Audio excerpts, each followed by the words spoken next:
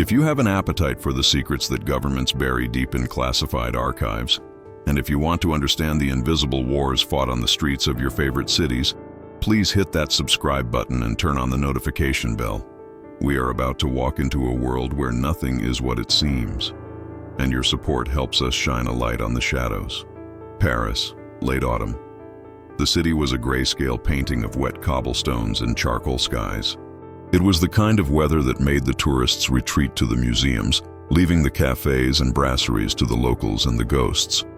I worked at Le Cercle de Verre, a brasserie in the 7th arrondissement that had existed since the days before the Great War. It was a place of polished brass rails, mirrors that had reflected the faces of Hemingway and Sartre, and waiters who moved with the silent, fluid grace of dancers. I was one of them. My name is Jean-Luc. I was 32 years old, invisible by trade and observant by nature. To be a waiter in a high-end Parisian establishment is to be a master of a specific kind of psychology. You must be present enough to anticipate a need before it is voiced. The refilling of a wine glass, the replacement of a dropped napkin, yet absent enough that the diners feel completely alone. We are the furniture with eyes. We are the wallpaper with ears. Over the years, I had learned that people believe that because we are serving them, we are beneath noticing them. This is a fatal error. A waiter sees everything. We see the mistress touching the knee of the married man under the table. We see the trembling hand of the businessman whose credit is about to collapse. We see the politicians dividing up the city over plates of coq au vin. But in November of that year, I saw something that transcended the usual petty scandals of the Parisian elite. It began on a Tuesday, the slowest night of the week. The restaurant was only half full. The hum of conversation was low, a gentle drone against the clatter of silverware. At table 4, the prime table near the window with a view of the street, sat a man we knew well. His name, or the name he used with us, was Monsieur Rostand. He was a man of indeterminate Middle Eastern origin, perhaps Lebanese, perhaps Palestinian, perhaps Syrian. He was handsome in a weathered shark-like way, with silver hair swept back and suits that cost more than my annual salary. He dined with us 3 times a week. He always paid in cash, large bills, and tipped heavily. He was charming, cultivated, and radiated a sense of dangerous importance. He was, according to the whispers in the kitchen, a diplomat, or an arms dealer. In Paris, the line between the two was often just a matter of paperwork. That night, Monsieur Rostand was dining with 2 other men. They spoke in low, rapid Arabic, switching occasionally to French when the sommelier approached. They were tense. Rostand was usually relaxed, a man in control of his kingdom, but tonight he kept checking the reflection in the window, looking out at the rainy street. Jean-Luc, the maitre d' signaled me with a subtle nod. Table 7, new customers. Table 7 was situated in the blind spot of the room. It was tucked behind a decorative pillar, offering a view of the entire dining floor while remaining obscured from the entrance.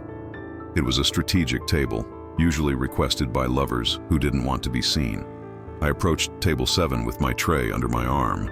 The couple seated there did not look like lovers. The man was average in every way. Average height, average build, hair the color of wet sand. He wore a tweed jacket that looked slightly too large for him, giving him the appearance of a distracted academic. The woman was striking but made an effort not to be. She wore heavy glasses and a scarf wrapped tightly around her neck. Her hair was pulled back in a severe bun. "Bonsoir," I said, placing the menus on the table. "Would you like to start with an aperitif?" "Mineral water," the man said. His French was accented, not American, not British. It was European, but hard to place. Perhaps Dutch or Scandinavian. It was a flat, colorless accent, designed to be forgettable. "Sparkling for me," the woman added. She didn't look at me. Her eyes were fixed on a point over my shoulder. I followed her gaze instinctively. She wasn't looking at the menu. She wasn't admiring the Art Nouveau decor. She was looking directly at the reflection in the large mirror on the far wall, and in that reflection, she had a perfect line of sight to table 4. To Monsieur Rostand, it was a small thing, a glance. But in my line of work, a glance is a conversation. I fetched the water. When I returned, they were silent. They weren't speaking to each other. They were sitting in a pool of silence that felt heavy, manufactured. Most couples, even the unhappy ones, share a space of emotional resonance: anger, boredom, affection. These two shared nothing but a singular focused intensity. They were like two colleagues working on a complex mathematical problem in their heads. I poured the water. The man reached for his glass. As his sleeve rode up, I saw his wrist. He was wearing a digital watch, a cheap black plastic thing that clashed horribly with his tweed jacket. But it wasn't the watch that caught my eye. It was the way he wore it. The face of the watch was on the inside of his wrist. I had served soldiers before. I had served foreign legionnaires on leave and police inspectors. Wearing a watch on the inside of the wrist is a tactical habit. It prevents the reflection of the glass from giving away your position, and it allows you to check the time while holding a tool or a weapon without turning your wrist. "Are you ready to order?" I asked. "The steak frites," the man said without opening the menu. "Rare." "The same," the woman said. They were eating for fuel, not for pleasure. They were refueling. I walked back to the kitchen, the ticket in my hand. The chef, a large man named Henri, with a temper as volatile as a grease fire, screamed an order for the fish at table 4. "Jean-Luc," Henri barked. "Table 4 needs more bread. Move." I grabbed the bread basket and headed back out. As I approached Monsieur Rostam's table, I felt the eyes of the couple at table 7 boring into my back. They weren't watching the room. They were watching him, and they were watching anyone who got close to him. For the first time in 10 years of serving tables, I felt a cold prickle of unease. I wasn't just a waiter anymore. I was an object in a field of fire. Rostam was laughing now, a loud, performative laugh. He held a cigarette in one hand and a glass of Bordeaux in the other. "They will never agree to it," Rostam was saying in English. "The Americans don't have the stomach for it." "The Americans pay the bills, Walid," one of his companions said. Walid. I filed the name away. We knew him as Rostam. Walid was likely his real name or another layer of the mask. I placed the bread down. Rostam didn't acknowledge me. To him, I was invisible. But as I turned to leave, I glanced at table 7. The man in the tweed jacket had shifted his position. He was peeling the label off his water bottle with surgical precision, but his body was angled toward Rostam. He was memorizing him. He was dismantling him with his eyes. I returned to the service station and began polishing wine glasses. I told myself I was imagining things. Paris is full of spies, yes, but they don't usually sit in well-lit brasseries staring at their targets. It was too obvious, too bold, unless, of course, the boldness was the point, unless they wanted him to know or didn't care if he knew, because the end was coming so soon it didn't matter. I watched the man at table 7 check his watch again, inside of the wrist. He tapped the table 3 times with his index finger. The woman nodded, picking up her purse. It wasn't a signal to leave. It was a signal to begin. The atmosphere in a restaurant changes like the weather. There is the pre-dinner calm, the storm of the rush, and the slow, drowsy drift of the late evening. But that night, the air felt pressurized, static. The couple at table 7, let's call them the tourists, for that is what their clothes screamed, even if their eyes screamed something else, ate with mechanical efficiency. They cut their meat into precise squares. They chewed thoroughly. They drank their water. They did not touch the wine list. I moved around the room, performing the ballet of service. I cleared plates. I crumbed tables. I poured coffee. But my attention was tethered to the triangulation between me, table 4, and table 7. Monsieur Rostam, Walid, was getting drunk. Not sloppy drunk, but arrogant drunk. The volume of his voice rose. He was feeling safe. This was his territory. He knew the staff. He knew the owner. He sat with his back to the wall, facing the window, believing that his view of the street protected him. He didn't realize the threat was already inside the gates. Jean-Luc, the woman at table 7, called me over. Her voice was low, devoid of the melody usually found in French. "Madame, the gentleman by the window?" she said, nodding slightly toward Rostam. "He seems celebrated. Is he a famous actor?" It was a probe, a test of my discretion. or perhaps a way to verify identity. "I believe he is a diplomat, madame," I lied smoothly. "We value the privacy of all our guests." She studied me. Her eyes were a pale, icy blue behind the thick glasses. I felt as if she was scanning me for recording devices. "Of course, a diplomat. He has the hands of a politician." It was a strange comment. Rostam had thick, manicured hands. I looked at the woman's hands. They were slender, but the knuckles were rough, slightly calloused. The hands of someone who worked with something harder than paper. "Would you like dessert?" I asked, eager to break the contact. "Check, please," the man said. I processed their payment. Cash, crisp francs, seemingly withdrawn from a bank that very morning. No credit card trail. They stood up to leave. They didn't walk out together. The woman left first, moving toward the ladies' room near the entrance. The man lingered, buttoning his oversized tweed jacket. He walked past Rostam's table on his way to the door. I held my breath. As the man passed table 4, he stumbled. It was a clumsy, heavy-footed trip, his shoulder bumping hard into the back of Rostam's chair. "Watch it!" one of Rostam's bodyguards snapped, half rising. The tourist looked horrified. He held up his hands in an exaggerated gesture of apology. Pardon, my clumsy feet. So sorry, monsieur." Rostam waved a hand dismissively, not even turning around. "Sit down, Ahmed. It's just a drunk tourist." The tourist bowed slightly, muttered another apology, and shuffled out the door into the Parisian rain. To everyone else in the restaurant, it was a non-event. A clumsy patron bumping a chair. But I had been watching. When the tourist bumped the chair, his hand didn't just brace for impact. It had slid, quick as a viper strike, along the back of Rostam's jacket, which was draped over the chair. It was a movement so fast, so fluid, that if you blinked, you missed it. I waited until the tourist was gone. Then, under the pretense of refilling water glasses, I walked past Rostam's chair. I looked at the jacket. There was nothing there. No stain, no mark. But then I looked closer. On the dark wool of the expensive suit jacket near the collar, there was a tiny, almost invisible white dot. Chalk? Paint? It was a marker. In the wild, predators mark their prey so they can track them in the herd. In the city, intelligence operatives mark targets to confirm identity to the next team. The tourist hadn't been an assassin. He was a spotter. He had just tagged Walid for collection. I went back to the service station, my heart hammering against my ribs. I should have told the manager. I should have told the police. But in Paris, in those days, you learned that knowledge was a heavy currency, and spending it could get you bankrupt, or worse. 10 minutes later, Rostam's group stood up. They were laughing, slapping backs. Walid put on his jacket. He didn't notice the tiny white dot on the collar. He didn't feel the weight of the crosshairs settling on his back. "Good night, Jean-Luc," Rostam said as he passed me, flipping a 50-franc coin into my tray. "Good night, monsieur," I said. My voice sounded hollow to my own ears. "Safe journey home." He walked out into the night. I watched through the window.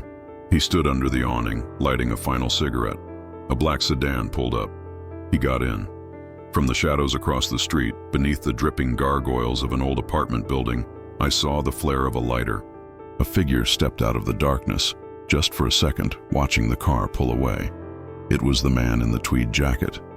He wasn't stumbling anymore. He stood perfectly still, watching the tail lights fade into the gloom of the Boulevard Saint-Germain. Then he turned and vanished into the metro station. I cleaned table 7. There was nothing left behind. No napkins, no crumbs. It was as if they had never been there. The water glasses were empty. The plate was wiped clean with bread. Only one thing remained. Under the table, wedged between the floorboards, was a small torn corner of a metro ticket. I picked it up. On the back, written in blue ink, were 2 letters. KZ. I didn't know what they meant, but I knew that the game had begun, and the opening move had been played on my shift. The next day, the newspapers were full of the usual misery. Strikes in the transport sector, political scandals in the Élysée Palace, unrest in the Balkans. There was no mention of a diplomat named Walid or Rostam. The world was spinning on its axis, indifferent to the microscopic dramas of espionage. I arrived at Le Cercle de Verre at 4:00 p.m. for the dinner setup. The restaurant smelled of lemon polish and simmering veal stock. It was a comforting, domestic smell, a lie that masked the transient violence of the city outside. Jean-Luc, Henri, the chef, yelled from the pass, "New menu tonight. We have the sole meunière. Push the sole. We have too much of it." "Oui, chef." I began folding napkins. The rhythm of the work usually soothed me, but today my hands felt clumsy. I kept thinking about the white dot on the jacket. Had Rostam noticed it? Had he brushed it off? Or was he walking around Paris right now, a marked man, radiating a signal only the wolves could see? At 7 p.m. the doors opened. The regulars flowed in. The elderly widow who ate soup and read romance novels. The lawyer who drank too much cognac. And then, at 7:30, a new player entered the stage. He was a solo diner. This was rare for dinner service. Lunch, yes. But dinner in Paris is a social sport. To eat alone is a statement. He was older than the tourists from the night before. Perhaps 60.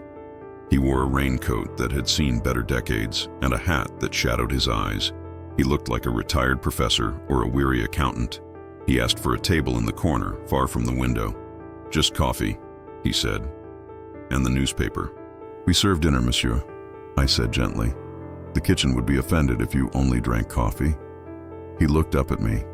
His face was a map of deep lines and sun damage.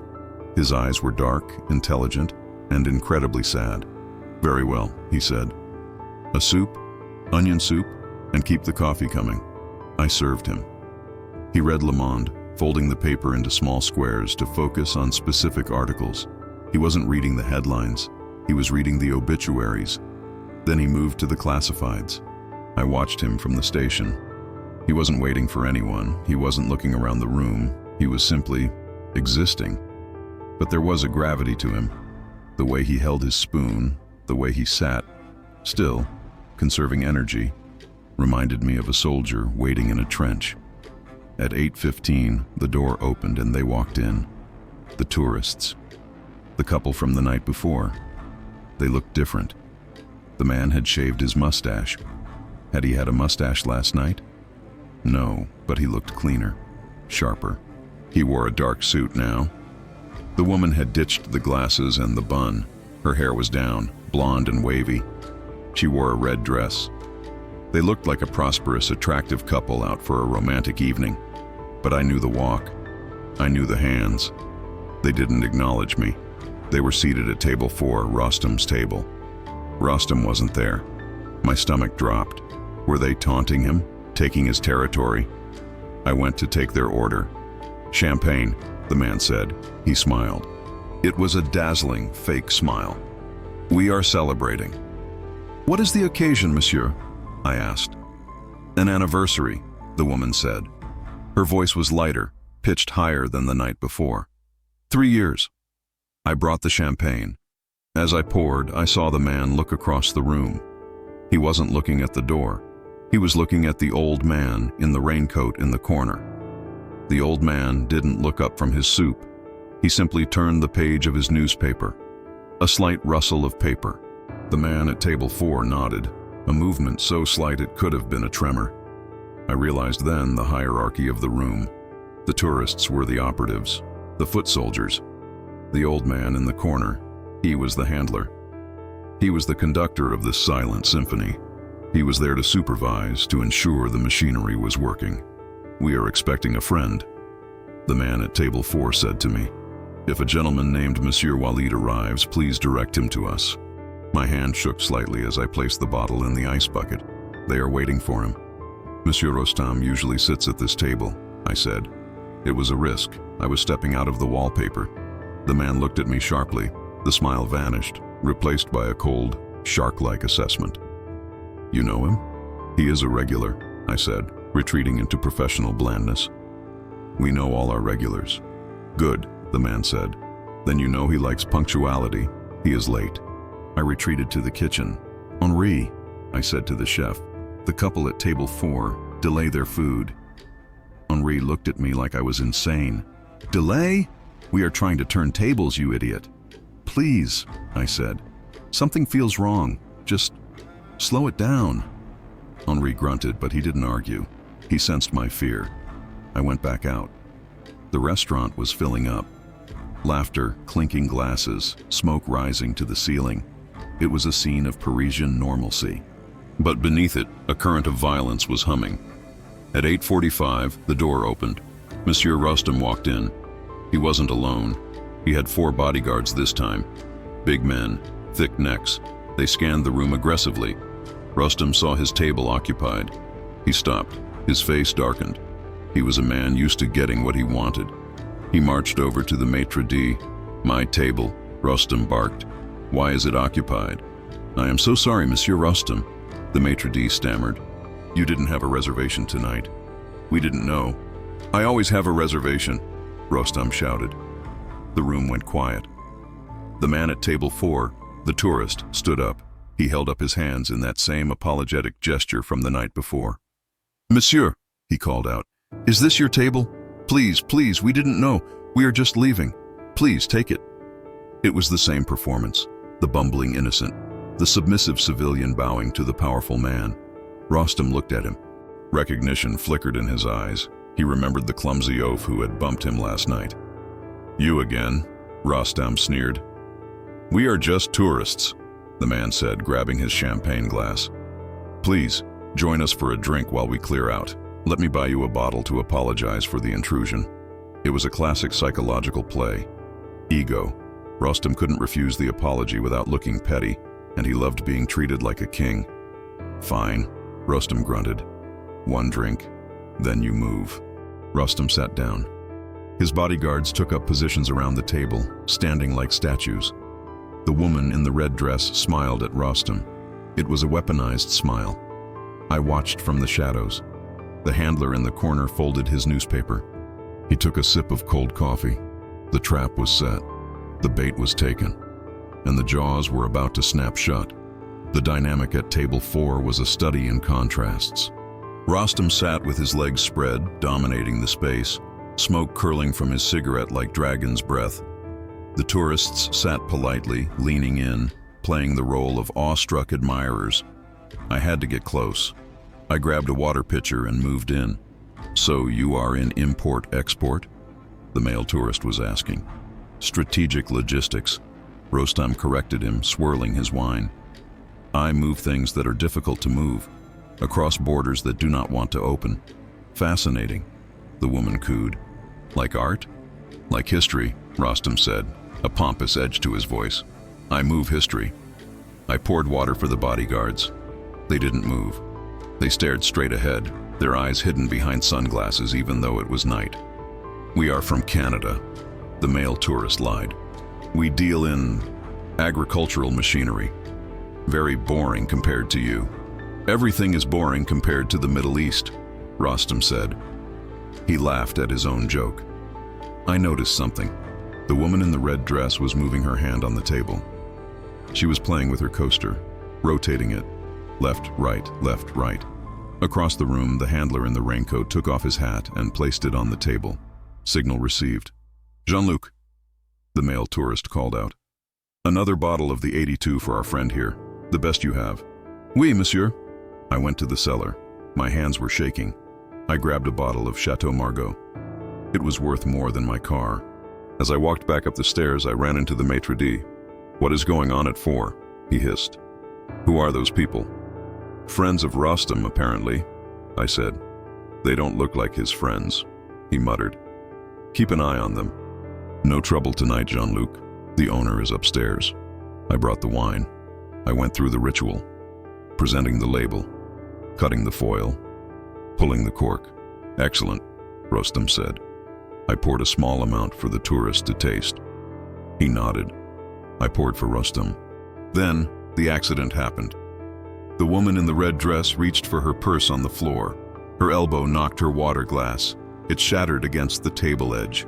Water and shards of glass sprayed over Rostand's lap. "Oh my God!" she screamed. "I am so clumsy! I am so sorry!" Chaos. Rostand jumped up, cursing in Arabic. "You stupid cow!" The bodyguards surged forward. "Stay back!" the male tourist yelled, grabbing napkins. "It's just water. Let me help you." He moved toward Rostam, dabbing at his suit with a napkin. Rostam tried to push him away. "Get off me!" For 3 seconds, they were a tangle of arms and napkins. The tourists swarming Rostam with apologies. The bodyguards trying to intervene but blocked by the table and the confusion. In that scrum, I saw it. The male tourist's hand, the one holding the napkin, pressed against Rostam's side.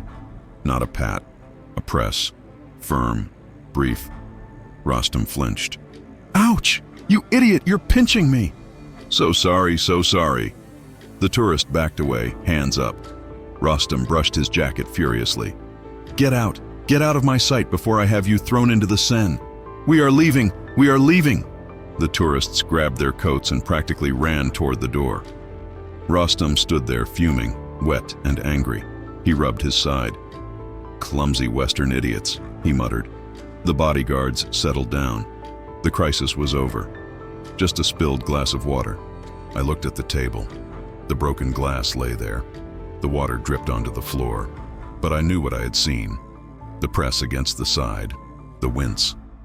I looked toward the corner. The handler was gone. His table was empty. A 50-franc note lay under the coffee cup. Rostam sat back down. "Jean-Luc, bring me a towel and fresh wine."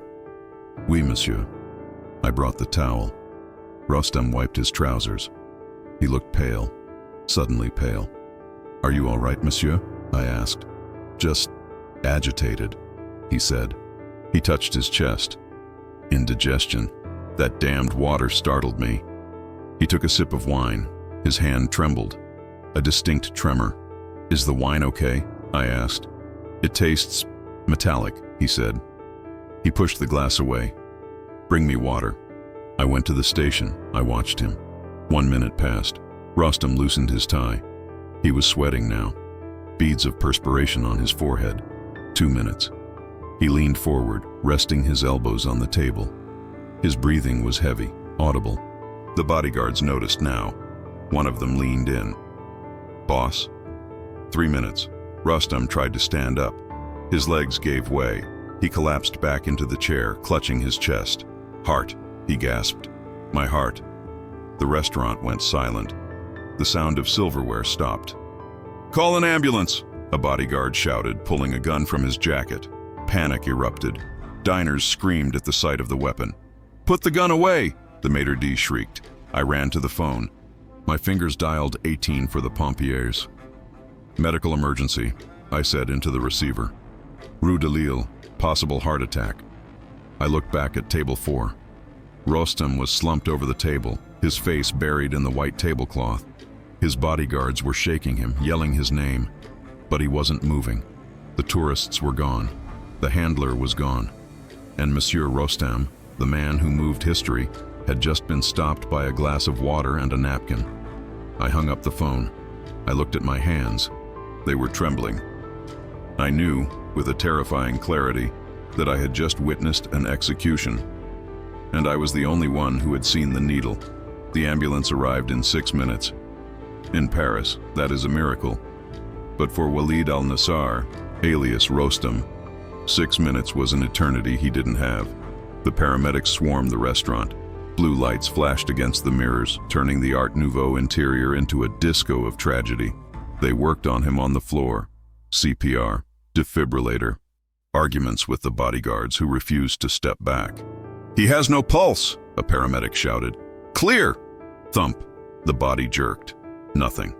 I stood by the kitchen door, watching. The other diners had been ushered out or were huddled in the back, whispering. I looked at table 4.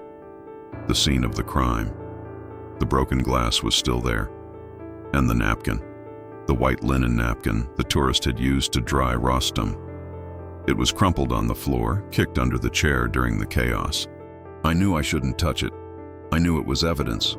But curiosity is a disease, and I was terminal. I grabbed a dustpan and broom, pretending to clean up the glass.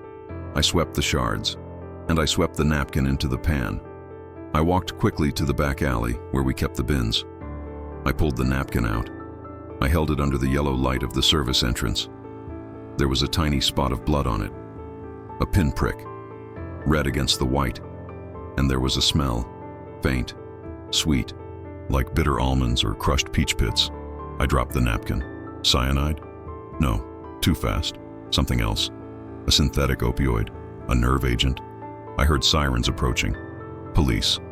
Not just the regular police, but the serious ones. The Brigade Criminelle. I shoved the napkin deep into a bin full of coffee grounds and fish guts. I buried it. If I handed it over, I would be part of the investigation. I would be a witness. Witnesses in these kinds of cases tend to have short life expectancies. I went back inside. He's gone, the maitre d' whispered to me, his face gray. Dead on the floor. The body was covered with a sheet. The bodyguards were on their clunky mobile phones, screaming in Arabic to God knows who. Beirut, Damascus. A tall man in a trench coat walked in. He flashed a badge. Inspector Lavelle. He looked tired. Who served this table? Lavelle asked. The maitre d' pointed at me. Lavelle walked over. He smelled of gauloises and rain. Tell me what happened, he said. He was dining, I said. He spilled water. He got upset. Then he collapsed. Did he eat anything? Bread, wine. He tasted the wine. Who was he with? His associates. Anyone else? I hesitated. This was the moment, the crossroads. A couple, I said. Tourists. Canadians, I think. They were sitting at the table before. Rostam took their table. They had a drink with him. Canadians? Lavelle scribbled in his notebook. Description? Average, I said. Very average. The man was brown hair. The woman, blonde. They left before he collapsed. Did they touch him? I thought of the press against the side, the needle concealed in the napkin. They tried to help him dry his jacket when the water spilled, I said. It was chaotic. Lavelle stopped writing. He looked at me. He knew. I could see it in his eyes. He knew this wasn't a heart attack. Jean-Luc, he said, you seem like a smart man. In this city, smart men know what to remember and what to forget. I have a terrible memory, Inspector, I said. Good, Lavelle said. Keep it that way. Natural causes. That's what the report will say. A massive coronary. The man lived a high-stress life. He smoked, he drank. His heart exploded. Of course, I said. Natural causes. He closed his notebook. Go home, Jean-Luc. Forget the Canadians. I walked out of the restaurant. The rain was heavier now. I walked to the metro. I felt like I was being watched. Every shadow looked like a man in a tweed jacket. Every car looked like a black sedan. I got home to my small apartment in Montmartre. I locked the door. I chained it. I turned on the TV. The news was on. Breaking news. Senior Palestinian official Walid al-Nassar dies of heart failure in Paris. It was already the official story. The machinery of state was moving faster than the truth. I sat on my bed. I thought about the napkin in the trash, the pinprick of blood, the sweet smell. I realized then that the assassination wasn't just the killing. It was the cover-up. It was the police inspector looking the other way. It was the media reading the script. The tourists hadn't just killed a man. They had hacked reality. And I was the glitch in the system. Sleep was impossible. I lay in the dark, replaying the sequence. The stumble, the mark, the weight, the spill, the prick, the exit. It was perfect. It was terrifyingly perfect. The next morning, I didn't want to go to work. But routine is the best camouflage. I put on my uniform. I took the metro. When I arrived at Le Cercle de Verre, the mood was somber but efficient. The floor had been scrubbed. Table 4 was set for lunch. The ghost of Walid al-Nasser had been exorcised with bleach and fresh linen. Business as usual, the manager said. We do not talk about last night to the customers. I went to the locker room to change. My locker was number 12. I opened it.